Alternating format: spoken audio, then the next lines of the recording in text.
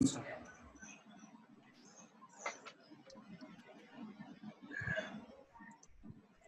good afternoon all. A very warm welcome to the second session of our webinar series from Cybersecurity COE of Future Focus Infotech. Today's discussion would be on extending corporate cybersecurity to work from home. And our speaker shall be explaining about topics related to cyber attack vectors, vulnerable software, common threats, along with demos. So for today's session, we have Dr. Harish Ramani as our speaker today. He has master's from University of Madras and a PhD from Queensland University, Australia. He's a visiting faculty in IIT Bangalore since 2018, handling elective programs. Dr. Harish has also trained various global law enforcement agencies like Nigerian intelligence and the Aussie Marines. He is an insurance and a cyber insurance profession as well. So for the participants, just a quick reminder before we start, all the participants would be put on mute by the host and the co-host. Participants could raise hands during the Q&A session if they want to have an interactive session. Poll would be conducted before the Q&A session so that participants are requested to go ahead and please participate in that. Questions or any other information which needs to be sent out to the host could be done via the message box. With that note, I hand it over to Mr. Harish to take it forward. Thank you. Good afternoon, everyone. Thank you, Mr. Somnath, for the introduction. Thank you, Future Focus Infotech, for the opportunity. I'm Dr. Harish Ramani, and I'm going to take you through the next 40-45 minutes on the extending corporate cybersecurity to work from home. We all are in a pandemic scenario. I don't need to talk more about it because I believe everybody start talking about this at the moment. And my job is to make sure that we are all safe. Being a cybersecurity professional, it is my responsibility also to make everybody safe when we are working from home. So we have prepared, after a couple of discussions with the FFI team, we've tried to make the vulnerable items and threats that may be posed while working from home. Of course, we are all enjoying our time working from home. A lot of us don't, a lot of us, yes. It's a mixed thought process.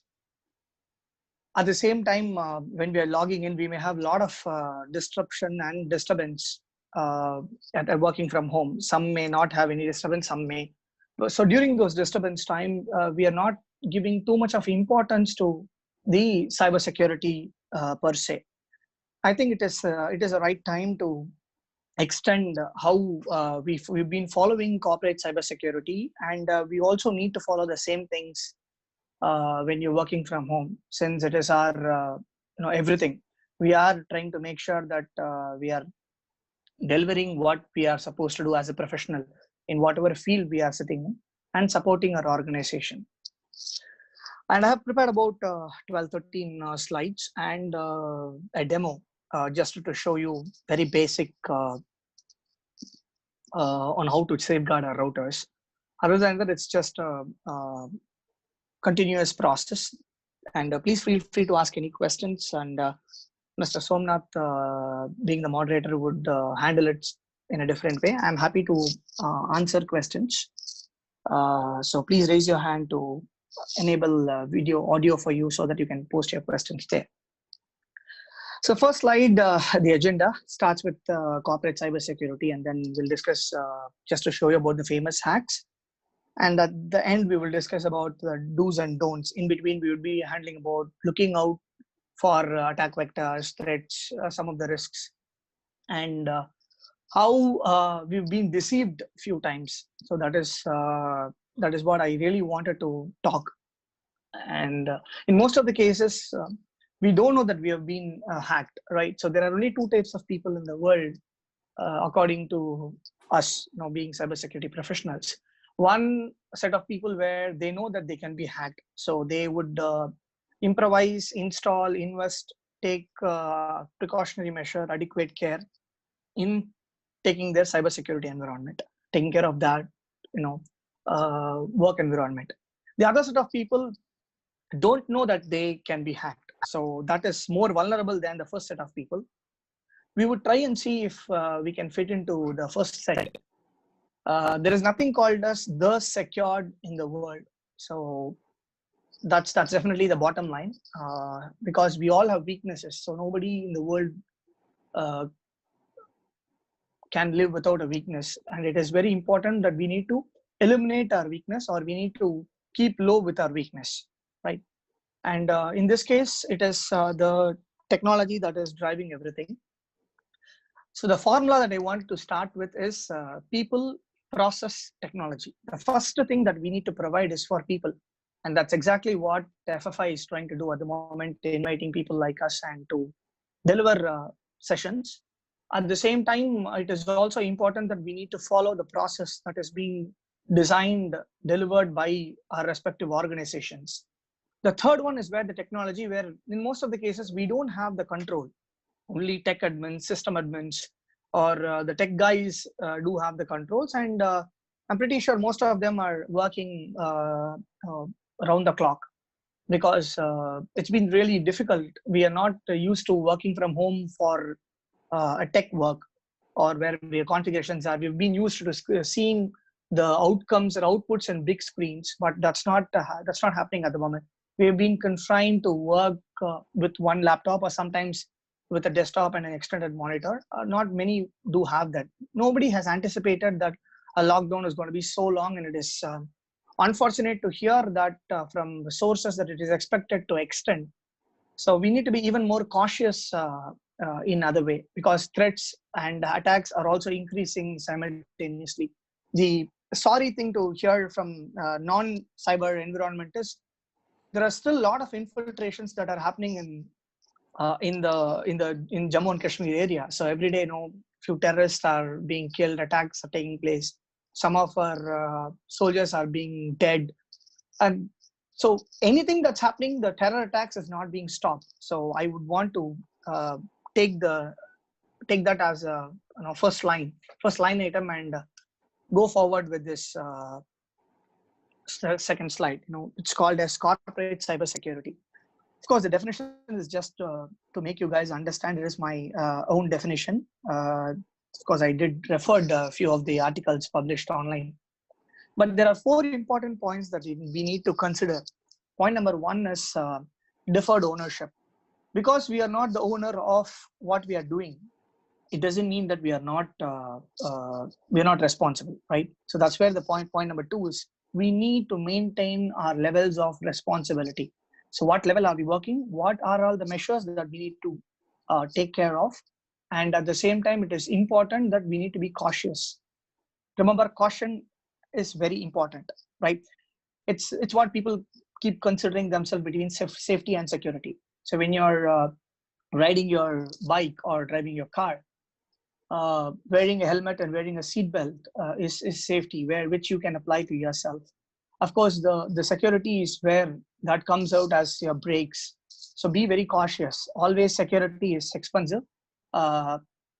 It's the level that we apply. If you are able to anticipate, and if you are able to apply your brakes well in advance, then security is not expensive. So if you are going to apply the brakes very close to the interruption, then of course it's going to be really, real expensive. So be cautious about the levels of responsibilities. Point number 3 is very important, where accountability comes into existence. Something might have happened, and we don't know who's responsible. Sometimes in cybersecurity, that's also possible. Only after investigation, we may come to know that the responsible person is X or Y or somebody. But in most of the cases, it is important that we need to be cautious about accountability. So whoever is responsible, it doesn't matter, but working together, trying to help whoever is configuring, whoever is providing the access, and whoever is editing, modifying, accessing the confidential data has to be supported with basic information. So whatever you want, please ask. Whatever you want, please convey. Whatever you don't want, please tell them very clearly that I don't want this. So that would make yours and your organization responsibility a little lower, where they don't have to be in the 11th hour scenario where there is a problem always about to hit you. The last point is what third-party data handling is. Remember, all of us are working for our clients. India is a country where we are number one in the world in services industry. We've been proving again and again and again. I'm pretty sure we will continue to prove that. There is no doubt about it.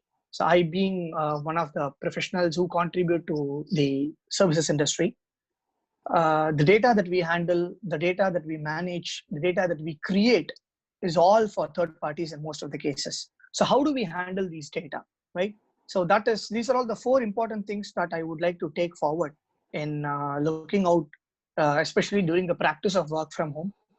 At the end, we would try and see the cyber security checklist rather than it's an audit process.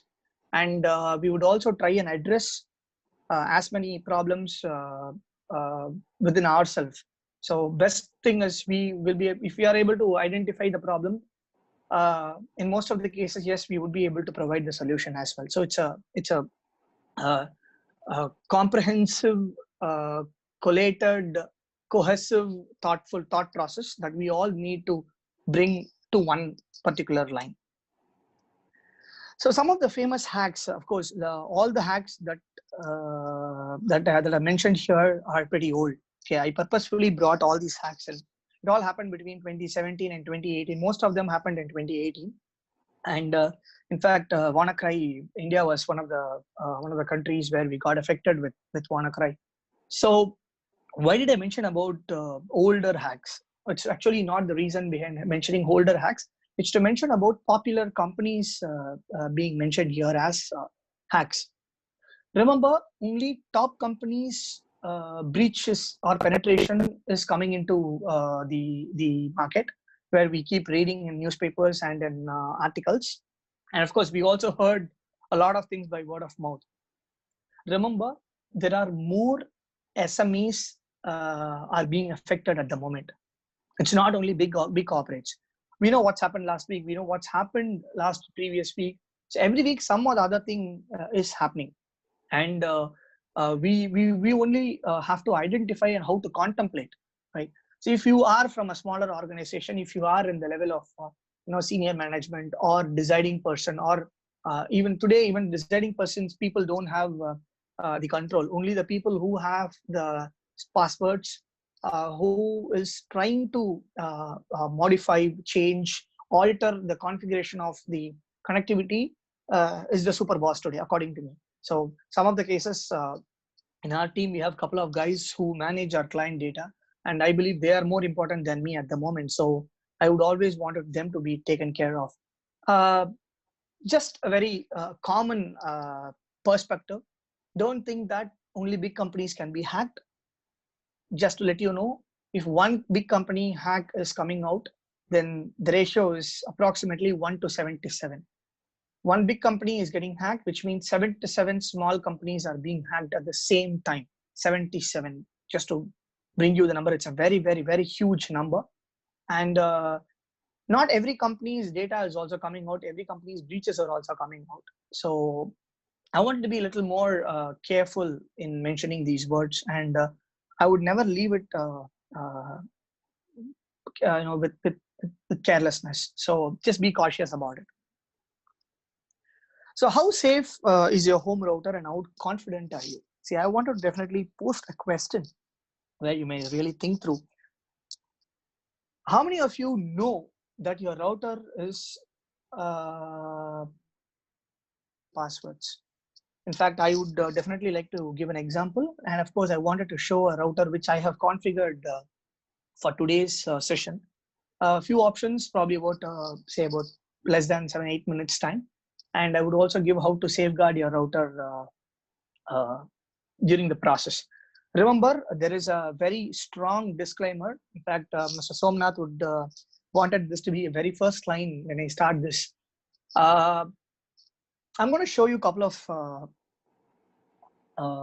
controls in your router, okay? And most of the usernames and password would be the same. I would mention that during the live demo.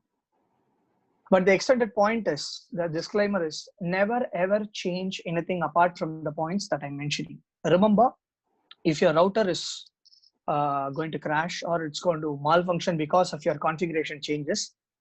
Unfortunately, telecommunication workers will not be able to support you immediately because we are all working from home. The agenda behind this session is to have a safer work from home environment and not to have a no work from home environment. So be very cautious when you are viewing your routers. And I'm going to show you a Huawei router, which is of very low configuration. Okay, be very, very particular because 94.2% of the households that we are right now talking are all using low cost routers. Okay, this is not my regular router that I use. Okay, that I would also wanted to bring it to very serious thoughtfulness. The router that I'm using is a dynamic internet connection. I also have another internet connection, which is my static internet connection. So I use it for my backup service and other things which I'm running from home due to the pandemic. So I have, in fact, I'm actually sitting in front of my SOC lab at my home. I've converted one of my rooms, which I always use for my office purpose, into a SOC room where there are 148-inch screen and then about 4 20-inch screens being installed. Generally, I will have 2 at home. I also took 2 from my office and installed about 5 screens in front of me, and I'm actually viewing those screens and talking to you guys. So it's always important that I need to have security, and it's not only me, everybody has to have it. And we're going to see the live demo. So I'll have to stop the the screen share. Then I'm going to do the whole screen to be shared at the moment. Okay. So you should be able to see my Chrome browser, right? I'm using a Windows 10 operating system at the moment. So I am going to log into my home router, okay? So which is 192.168.0.1. In most of the home-based routers would have the IP address either 192.168.0.1 or 192.168.1.1, okay? If there is anything different from this, I would tell you how to even identify that. I'm sure whoever is connected here know how to get into their command prompts. So get to a command prompt by typing run cmd on your run window. I think that's not being shared. Let me do that as well at the moment.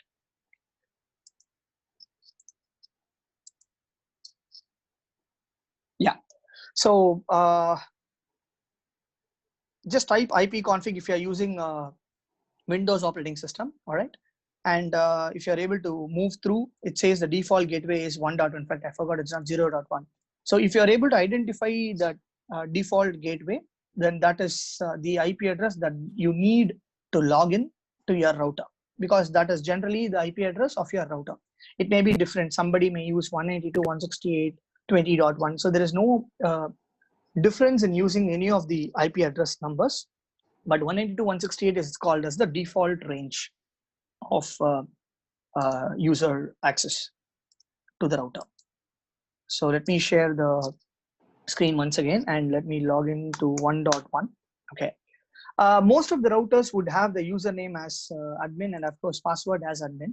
I've also changed my username and password for this demo so that we don't get into any confusion. So my username is admin and my password is also admin. Sometimes the username may be admin and password may be a password, PASSWORD. So whichever is easy, whichever is convenient, generally we keep it. But it's always better to change the username and password.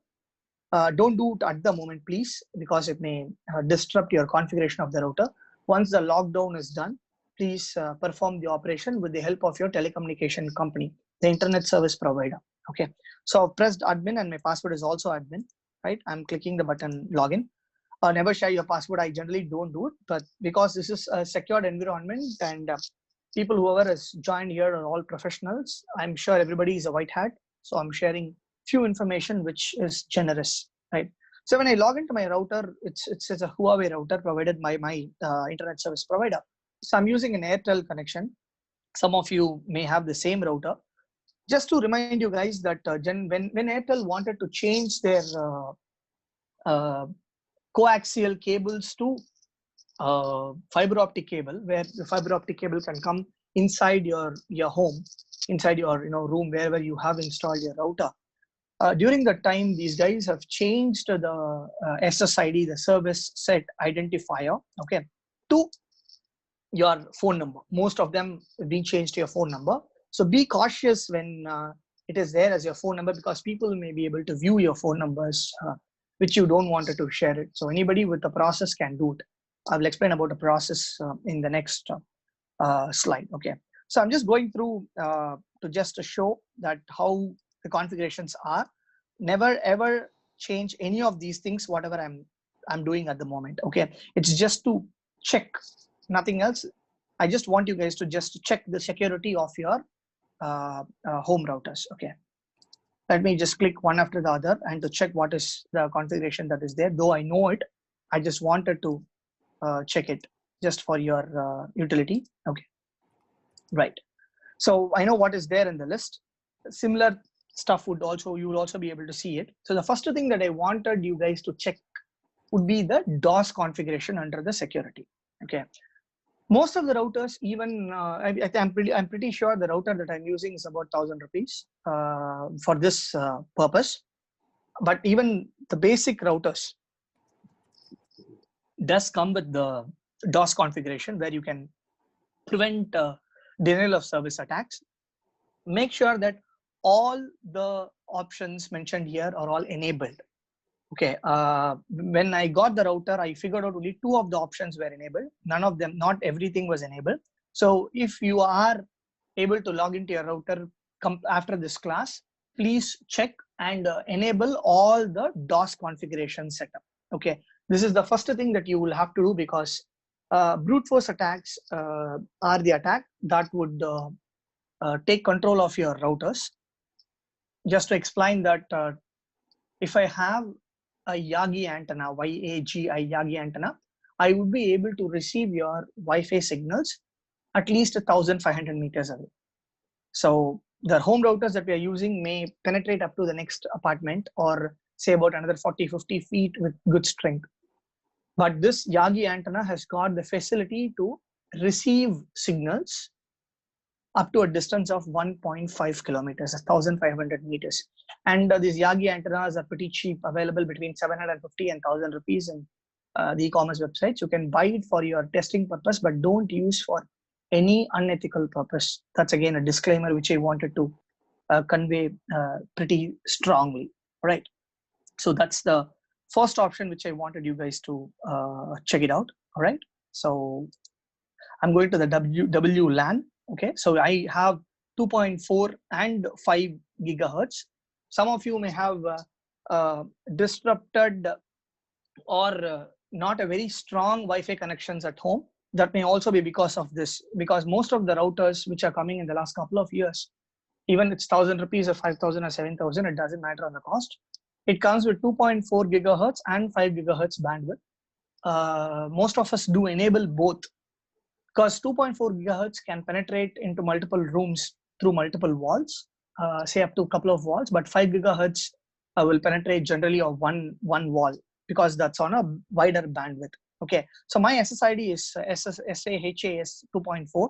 That's for the basic network settings. And I have made sure that enable SSID, which means my SSID is enabled where I will be able to connect it. Then I have an option called broadcast SSID, where if I wanted to broadcast it, I can. If I don't want to broadcast it, I can keep it within myself. Then I have an authentication method. Make sure that you choose WPA and WPA2. Remember, WPA2 pre-shared key is hackable. Okay, but you can stop the hack. I will tell you how to do that. In most of the cases, it is possible, but it is better to use both WPA and WPA2. But if you only use that, then you are in trouble. Remember, you need to also use encryption mode, which is TKIP and AES. There are AES separately, there are TKIP separately. All the routers will have the settings, but please choose TKIP, Temporal Key Integral Protocol, and Advanced Encryption Standard. I'm talking little technical, but be sure. So I'm using a pre-shared wireless password with this of 10 characters. Okay. Make sure that your wireless password is nothing less than 10 characters, 10 or more.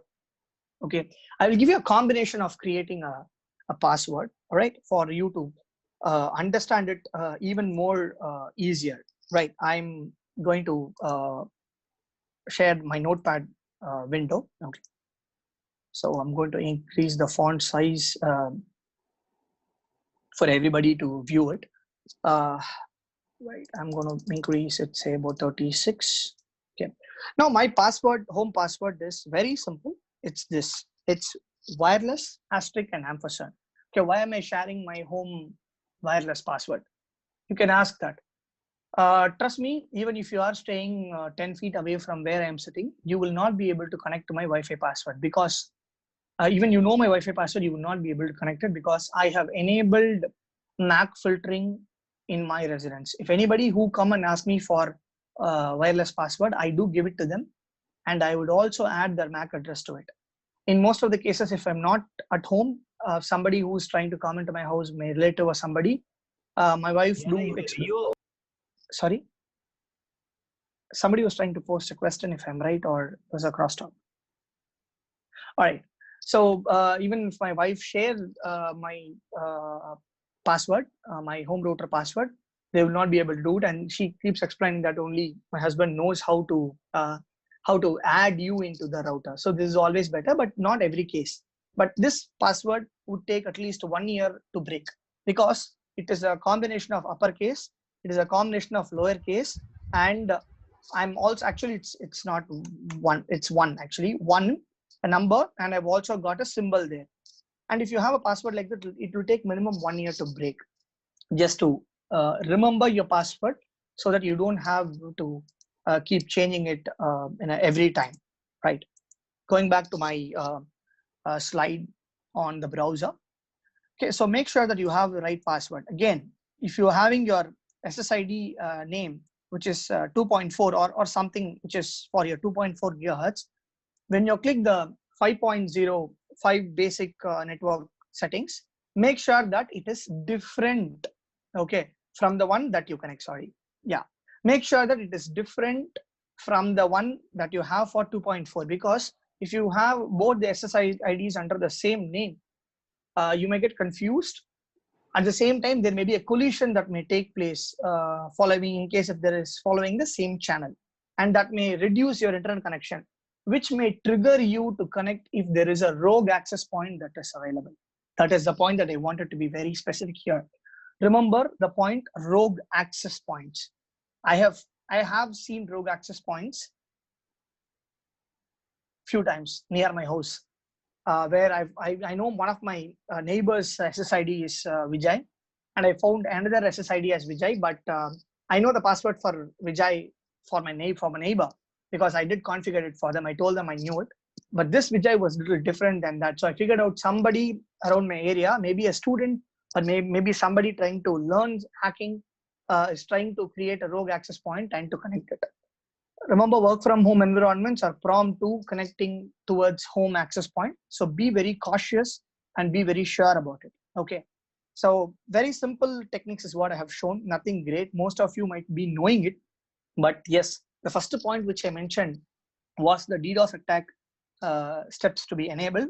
And I really want you guys to please check it once before you initiate your next communication with anything. But please don't change any of the configuration there in your router. That may collapse your internet connection, that may spoil your day as well. And one more recommendation is the router that I have shown you, I said it's a 1,000 rupee router. It doesn't have a basic firewall settings. Okay, so my recommendation is to buy a router which has got basic firewall settings. If you want to buy a router with basic firewall settings, and it's going to cost you nothing less than 7,000 to 8,000 rupees in Indian rupee. And there are basic settings where you don't need to be a geek or a professional to enable it. It's just one checkbox to enable it, and it'll also save you from rogue access points and other things. That's what it's going to be the next slide. So wireless attack vectors. So starting from war driving to jamming signals. I'm not going to explain all of them. I know I'm sure that the slides are going to be shared, so you can type those terms and check the settings. But one thing which I wanted to explain here is the rogue access point, which I've already explained a base of it. But be very cautious when you're connecting to your Wi-Fi. Okay, that's again very important when you wanted to really work around in that. A lot of other attacks that may be posed. I do have a Yagi antenna at home. I don't know how many of them do have a Yagi antenna at home. So if they're using, because everybody is getting bored, everybody, after a period of time, everybody is in stress. Some of them don't know what to do. Fights have been increased. In fact, one of the statistics that was even published in newspapers and in television news, that a huge amount of visitors are visiting adult websites during the lockdown period, especially from Indian subcontinents and in India. So that may be one of the modes for to take control of your computers. So hackers do use these techniques to play around. So be very cautious when you are accessing any website that is not required, and try to avoid such things. Yes, I'm completely aware that we are in distress. We are not able to go out, and of course, staying at home will create trouble. We'll also have an enjoyable time. So it will be a mix of everything. Generally, when we are out of mind, somebody has got the mindset to go out of home and relax themselves, but that's not possible at the moment. So it is better to not get into websites where it may cause you trouble, because we are working from home. Most of us have one laptops. I have two laptops. One laptop has got into trouble because the BIOS update crashed my laptop. So I'm forced to use my secondary laptop, which is actually slow, but I don't have an option. At least I have a secondary laptop which I'm working at the moment. Vulnerable software on the list. I'm just going to mention only one example after this slide.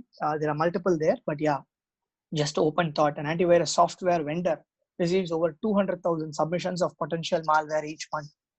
It's not a small number. 200,000 potential malware, which means 200,000 solutions have to be created. And if it is not created, then 200,000 0 days are going to be created.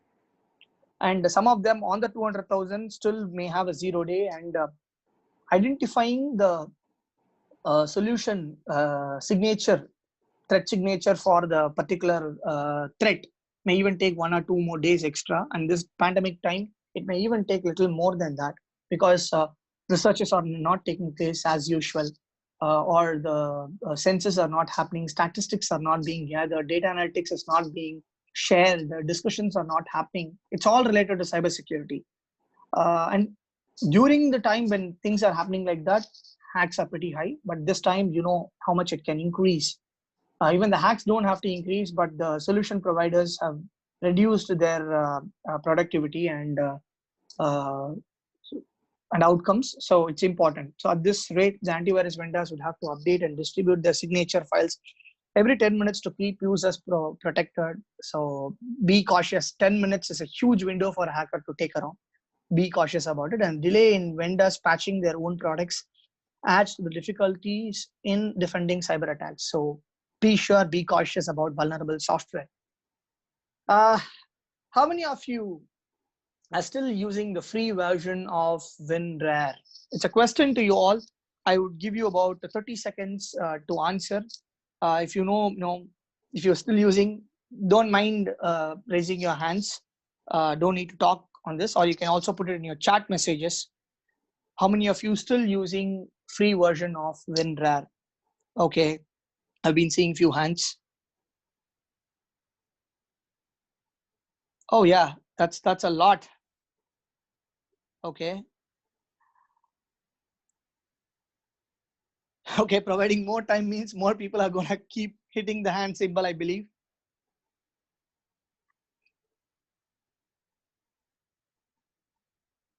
All right.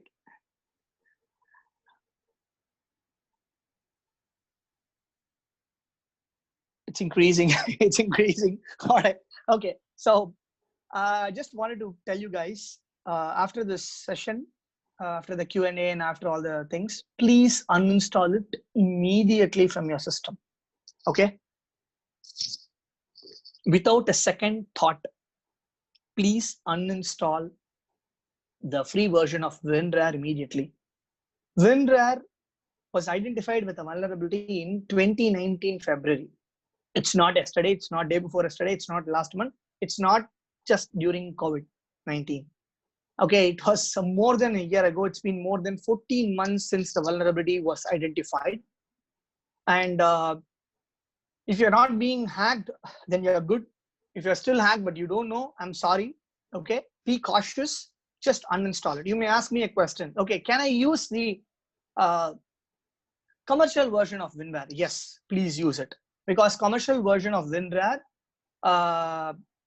has this vulnerability removed, and even in free versions they've been updating. But if you're not having the practice of updating some of the software apart from your Windows, then you are in serious trouble, guys. Sorry to say that, yes, you are all in serious trouble, whoever has raised your hands and whoever has not raised but still using WinRAR. So be cautious in that. Okay, you may ask, what is the alternate for me to do it? Okay, I would suggest an open source tool called as 7-zip, number 7-zip ZIP. That's an open source, and you can download that from 7-zip website. Many of us have the mentality or the mindset that open source softwares are always prone to attacks. I'm sorry, that's not the intention, that's not the mindset. Many open source softwares are more self-sufficient, and updates are much better than commercial tools. So 7-zip is one of the tools where updates keep coming in, and if there is a vulnerability being identified, it's been patched immediately. I don't say 7-zip don't have vulnerability. It was identified, but within 24 hours, 48 hours, the vulnerabilities were patched. And it's always better to use better software. And even if it is open source, please change the mindset, because me and Somnath believe it very strongly that open source softwares are not always vulnerable. Yes, they may be vulnerable where the development might be stopped over a period of time, or sometime later or sometime earlier. But where there are developers who keep updating the software, they would always make sure that open source softwares are kept safe, right? So be cautious. So one open question, guys. What is the most vulnerable operating system in the world? Probably you can answer this question over a period until at the end of the session. Probably I will look into the chat, right? The question is, what is the most vulnerable operating system in the world? Okay, I'll leave the question open so you can answer it. We have another 10 more minutes, then I'll try and finish the session. Next question to all of you. How safe is your work laptop while working from home? Okay, do you know whether there is no keylogger in your laptop? So how many of you know that there is no keylogger in your laptop? You don't need to answer this question, but just a self answer. How many of you are confident that there is no keylogger installed in your laptop? Okay, the extended question is, how many of you also think that virtual keyboards are better than, even if I have a keylogger, virtual keyboards, I use virtual keyboards for entering password?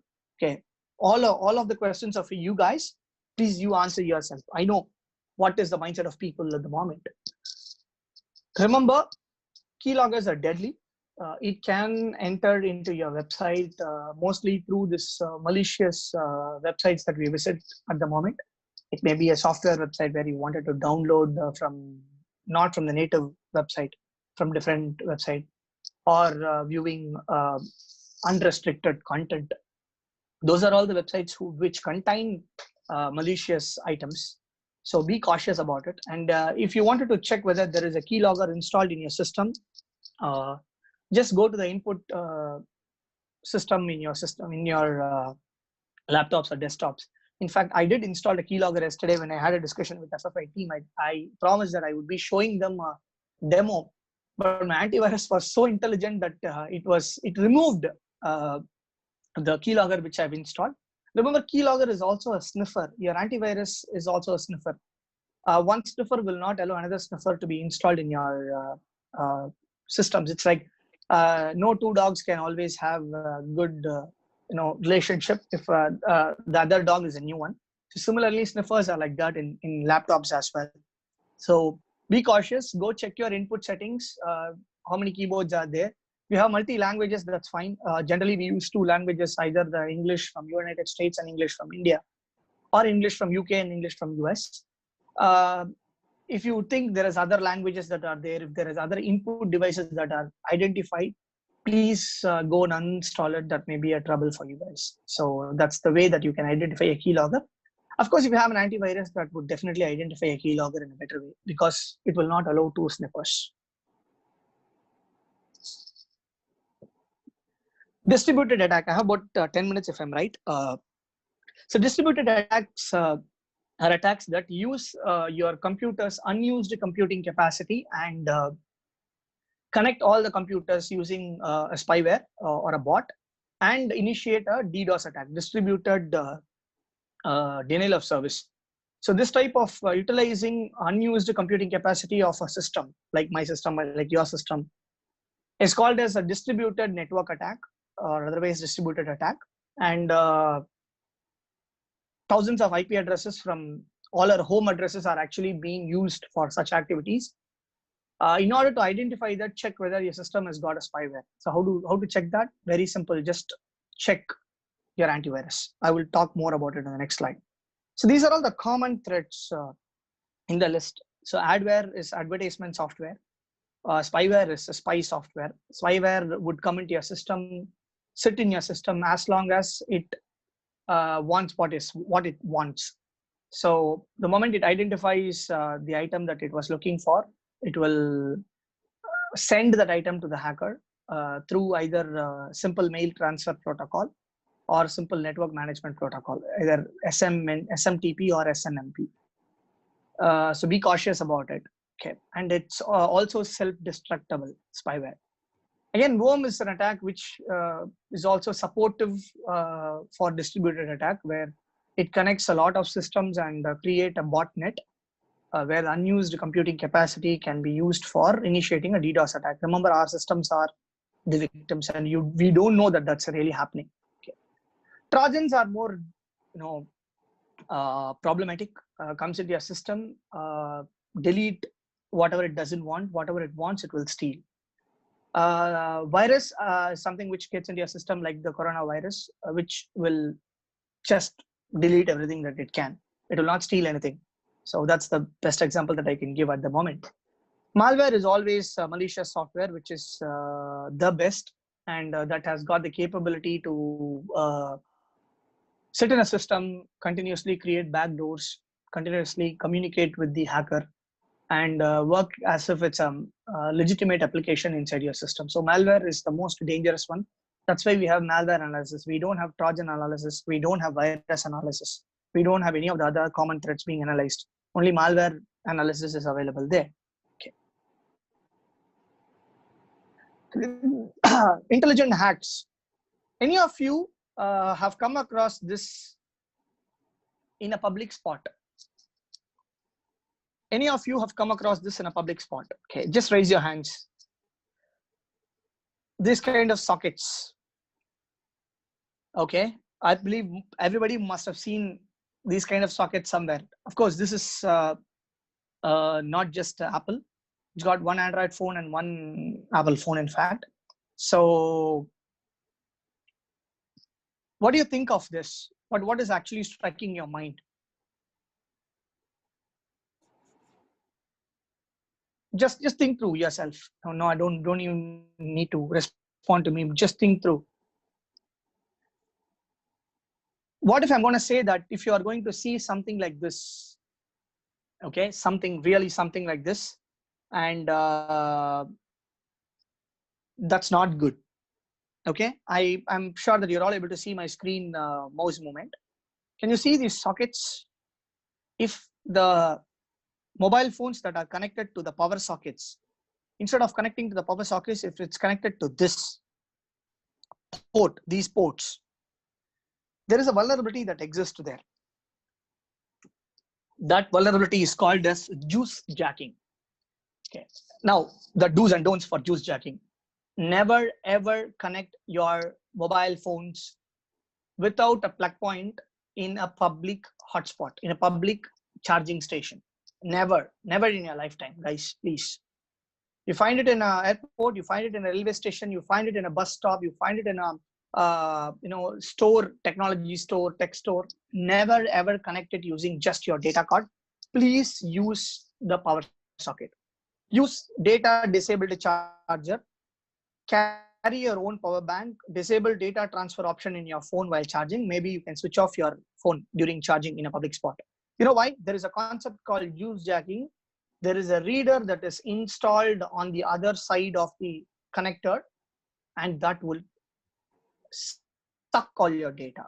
Okay, just to use the word, really, it will really suck all your data. So be cautious and be careful. That's it. I just want to mention the word be careful. Never ever do this. This is not directly work from home, but yes, in fact today, FFI team, I mentioned to discuss about this. We had a lot of discussion. So I went out before our call and I was seeing a Reliance store near my house. In the Reliance store, there is always a charging station where people, while billing, they generally charge it. In fact, I was telling them, please don't use those ports. If you have a power socket, please use. There is a power socket also there. Please use your data card using the power socket. Don't use it directly to your USB drives or the data card that is available there. There may be juice jacking that may be happening. So it's become very common because the stores wanted to provide support for their users, but in few times, it's not support. They don't know who's behind there, who's manufacturing it. During transportation, somebody has injected something. Nobody is aware of that. So never ever please use a socket that was available. The last, but the previous one was lacking user awareness. I would definitely want to read this. So increasingly, users are called upon to make difficult security decisions regarding their computer systems, sometimes with little or no information to direct them. So we are in that kind of a scenario. So please be cautious when you're doing it. Careful. It is not uncommon for a user to be asked security questions such as, is it okay to open this port? Is it safe to quarantine this attachment? Do you want to permit your bank to install this add-ons? So it's not common. So don't take these kind of commands, especially where there is no support available for you guys. With little or no direction, users are inclined to answer yes to these questions without understanding the implications. Please read carefully when you're responding. At the same time, be cautious, right? That's the only thing I wanted to be repeating again and again. And of course, use your common sense, which is unfortunately uncommon today. So common sense is the only thing that is going to save you from all the threats that are coming in. Because remember, people process technology. People contributes to 89% of vulnerability and attacks and threats. Process contributes to 8% of attacks and threats and risks. Technology contributes only to 3% of attacks and threats. So 89% is the users. It's mean we are the threat. The last slide for all of you to have a self-audit checklist. So please check whether you are connected to your organization's network through a virtual private network. If not, please emphasize it to your organization. Never leave your system unlocked, even if you are working from home. We may be using this when you're in organization, but at home, we are not using it. I'm able to see few of them. So please follow that. Never ever click any short link that comes in to your mobile phones or your emails as a link. Never connect WhatsApp to your work laptop. I know a lot of us do our work even in WhatsApp, but it's better not to connect your work laptop and your WhatsApp, because it is always easy to communicate within applications for a hacker. So please don't connect your laptop to your mobile phones for using WhatsApp. Check the status of your antivirus program before commencing an operation. Check the tick symbol every time. And check the connectivity with your router, whether you're connecting only to your router. Check the rogue access points every time. So how to check it? There will be a password that will be required to connect to your router. There will be no password to connect to your rogue router. So be cautious. And if you find any rogue router, you can also disable your SSID. People don't have to view their SSIDs. Then keep a track on your device heat control. There are 3 ways where a device can heat up. One, if your fan is not rotating properly. or if there is dust there in your fan. That's option number one. Number two is if there are multiple applications that you're using and you've not shut down your laptop for long. Those are okay. But the third one is where if your unused computing capacity is being used, you need to be very cautious. It may initiate a distributed denial of service attack. And you can check that by going into your task manager and check the options. I know pretty much everybody can go to your task manager. A shortcut for going to task manager is Control, Shift, and Escape in all the Windows systems. And of course, in Mac, there is a resource monitor which you can always check. And it's easy for all of you to work around. So keep a track on your device control, heat control. So with this, now I would complete my session. I'm happy to take questions. I hope we have 10-15 minutes to take up questions. If you're not able to talk, please type. I have Mr. Somnath who would read the questions for you guys in an easier way. And thank you guys. And I'm open for questions. Okay, I've already got one. Please suggest best VPN and proxy open source can be used by SME who can't afford for licensed or in given situation. Okay, I use something called as WindScribe. Okay, WIND, Wind. Okay, WindScribe. It gives you up to 10 gig of utility every day, every month. I know 10 gig is very less, but yeah, most of the good VPNs do provide only very less bandwidth. And it's also not very expensive to really mention that point. In fact, we did compared classification. Working from home is going to attract electricity, is going to attract internet charges, and a lot of other things, coffees and teas. And we, being an organization, do spend a lot of money for the welfare of our employees. Remember, you spend 1/100th of the cost in buying a VPN connection for every individual. So it's going to be much more cheaper, and it would cost you probably about 600 rupees for the whole year per employee. And I'm pretty sure that's much lesser than the coffees and teas that are being consumed by an individual over 1 month time. So best one which I can suggest is WindScribe for 10 gig. There are a lot of them are there. Cisco VPNs are there. Those are a little expensive, but yeah, I've tested WindScribe. I'm using multiple VPNs. In fact, I use a VPN from my firewall. So my office firewall it's still on. That's the only thing that we have kept on because our internet connection has to come through that stuff. And we wanted to be very cautious about using it. So you can also request your system administrators or network administrators or cybersecurity experts in your organization to configure the VPN from your firewall. It is even more secured than I think, and it should be two-way configurable. So be cautious.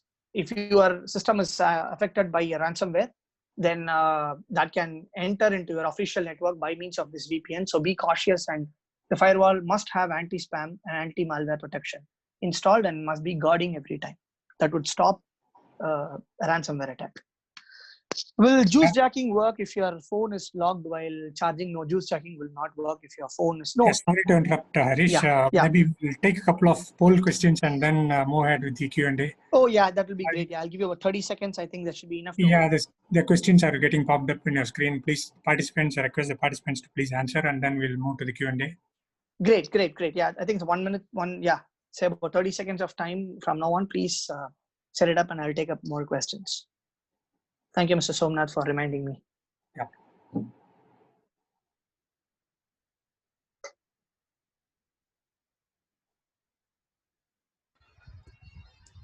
Yeah. Hi, I want to clarify one thing. Right Yeah. now, the Zoom conferencing is safe or not? Good question you have asked. I'll just wait for another 10 more seconds and answer your question if you don't mind. Let the poll completes. Yeah. Just give me 10 sure. seconds. Yeah. Yeah, please. Sure. Yeah. Great.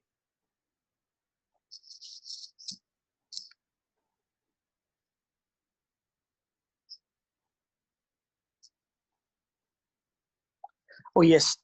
Okay. Thank you for the question once again. And let me be very clear. The concept of Zoom attack is called as Zoom bombing. Okay. There may be 100 people who may join Zoom call. It doesn't matter. The person who is actually sharing the screen, okay, if the person knows what what's actually happening, then they are pretty much safe from Zoom bombing. People who are participating in any call, they don't have any vulnerability at all. In connection with sharing the screen and looking out for operations kind of stuff, if they have an antivirus, they cannot be Zoom bombed. Very simple.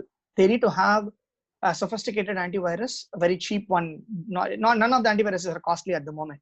So using Symantec or using Norton, you're using Kaspersky. So basic antivirus, at least with subscription, not the free antivirus type.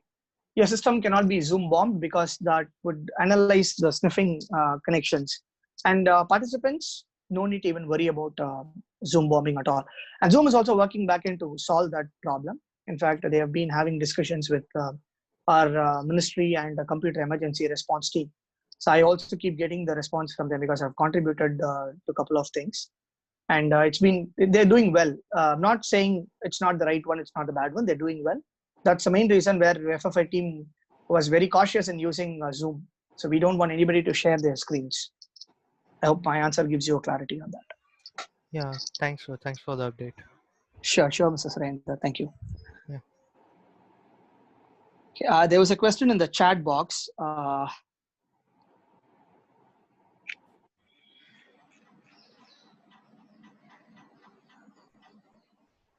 Will juice jacking work if your phone is locked while charging? Yes, juice jacking may be possible because when you charge, some of the devices do unlock your phone. So in that 1 second is more than enough to inject the stuff. So juice jacking does take less than a second to inject the malware into your system to take all the data out. So it's always better don't use the data cable directly into any of the sockets in public. That's the only solution which I can give. The best. Okay, best antivirus for Linux or Ubuntu. In most of the cases, Windows machines are the one which gets affected, but not Linux or Mac. But yes, there are antiviruses that are available. Threats are available. I can't vouch for any organization at the moment, but I can probably share my questions into it. So one of my, I've tried with few. So I would recommend Symantec and McAfee's are doing pretty well with all levels. It is either it is Mac, either it is mobile, either it is Windows, Linux. Both the companies are doing pretty well. I'm not saying other companies are not doing well. It is my experience I'm sharing, so it's my personal opinion. And I have not tried and tested a lot of tools, so I would want to be very clear on my statements. Hope that gives a clarity on that. Any more questions, guys? I would be happy to take it forward. Harish, I have a couple of questions popping up. Yeah, please. Will Keyloggers require jailbreaking for mobiles? Not really. Your keylogger doesn't require jailbreaking at all. If it is jailbreak, it's more easy. It's very simple. So, okay. Yeah, the only way is to have a sniffer installed. Antivirus is a sniffer. All right. So we take one last question before we wind off, and it's asking which one is more easy for the hackers: juice jacking or deploying Wi-Fi hotspots? If you are close by, yes, deploying Wi-Fi hotspots is easier. But juice jacking is a technique which is coming out because you need extra hardware to perform juice jacking, and you need to have a controller. You need to have a socket to somebody come and connect it. But Wi-Fi hotspot is always easy. People always look for free Wi-Fi's. Nothing is free in the world. I think that gives me an answer. Yeah. So thank you, Harish. It was really thoughtful. That brings us to the close of webinar, and thanks, Harish, for the detailed session. It was really insightful. Thank you. Thanks all for joining, and stay safe and secure. Great, guys. Thank you all. Stay safe. Take care of your health as well. Have a safe work from home environment. Cheers. Thank you all.